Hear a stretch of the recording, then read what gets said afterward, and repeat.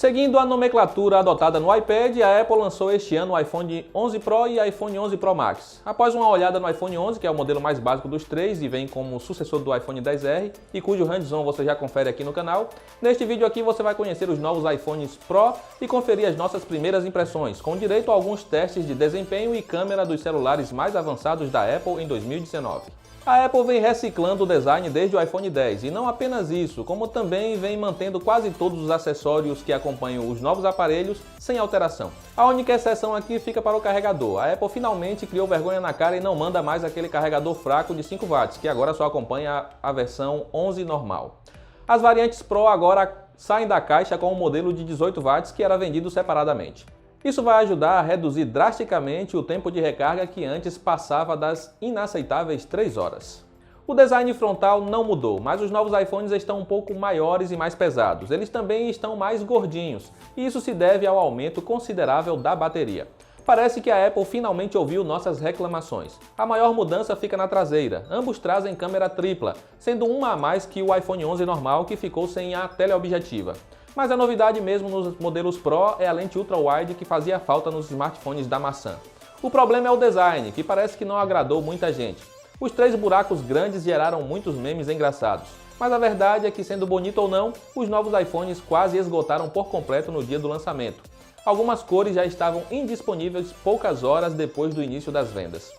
O vidro mudou, ele está mais espesso e agora tem acabamento fosco. A Apple promete maior durabilidade que qualquer outro smartphone no mercado. A verdade é que vidro é vidro e vai quebrar ao cair no chão. Pelo menos a proteção contra a água melhorou. Antes era possível mergulhar com o iPhone por até 2 metros de profundidade. Agora a promessa é de até 4 metros por no máximo 30 minutos sem causar danos ao celular. Ele também é resistente a respingos de café, chá e refrigerante. A tela continua do tipo OLED, seu painel evoluiu e agora consegue alcançar brilho muito mais alto com cores ainda mais realistas. A Apple chama a novidade de Super Retina XDR e não demorou para a tela do iPhone 11 Pro Max ser eleita a melhor do mercado, roubando o título que antes pertencia ao Galaxy Note 10 Plus. A vantagem da tela OLED é que ela desliga os pixels na cor preta, o que vai ajudar a bateria a render ainda mais com o novo tema escuro do iOS 13. A bateria aumentou 14% do iPhone XS para o 11 Pro, enquanto no modelo maior tivemos um ganho de 25% na capacidade. Isso deve apresentar um bom ganho em autonomia. A Apple promete até 5 horas a mais de uso e veremos se isso realmente se confirma em nossos testes para a análise completa em breve. Também veremos a diferença que o novo carregador oferece. A Apple promete até 50% de bateria com apenas 30 minutos. Antes precisávamos esperar mais de 3 horas para ter 100%. Sem dúvida será um grande avanço se isso for verdade. Os 3 iPhones trazem exatamente o mesmo hardware. Temos o chip A3 Bionic, que promete ser o mais potente do mercado, aliado a 4 GB de RAM. Não foi dessa vez que vimos um celular da maçã com 6 GB de RAM. Em benchmarks já é possível notar que o novo hardware da Apple não está para brincadeiras. Em nosso teste inicial com o AnTuTu, conseguimos surpreendentes 458 mil pontos. Essa pontuação é muito acima dos 363 mil do OnePlus 7 Pro, que foi o Android mais rápido que testamos até então. E não podemos esquecer que já faz um ano que o iPhone XS está no topo do nosso ranking de velocidade e nenhum Android lançado em 2019 conseguiu superá-lo.